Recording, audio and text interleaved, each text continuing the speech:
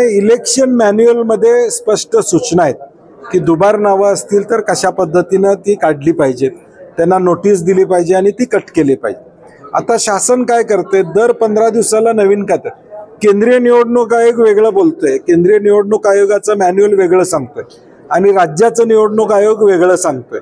एकूणच संभ्रम अवस्था निर्माण ठेवायची। मुळात ज्यावेळी ही नावं निघतील, किमान 1 कोटीच्या वर नावं या राज्यातली मतदार यादीतून बाजूला जाते। तुमचा मतदार बूथचा लोड कमी होणार आहे। म्हणजे आज 1000 नावं ती गृहीत धरून आम्ही बूथ तयार करतोय, यंत्रणा जेवढी लागणार आहे ती यंत्रणा कमी लागेल।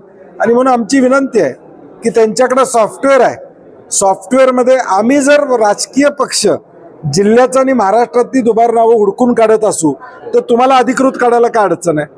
आम्ही जर राजकीय पक्ष यंत्रणा ती लावतोय आणि आम्ही दाखवतोय, आता एखादा पडलेला उमेदवार, निवडून आलेला उमेदवार जर सांगतो की माझ्या मतदारसंघात ही 10,000 नाव आहेत, मग तो कुठून काढतो?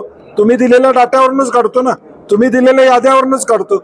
मग तुम्हाला का जमत नाही? आमचं म्हणणं ते आहे की निवडणूक आयोगानं स्वतः एक्सरसाइज करावा। निवडणूक आयोगानं ठरवलं तर 48 तासात ही दुबार नावं या राज्यातली कमी होऊ शकतात।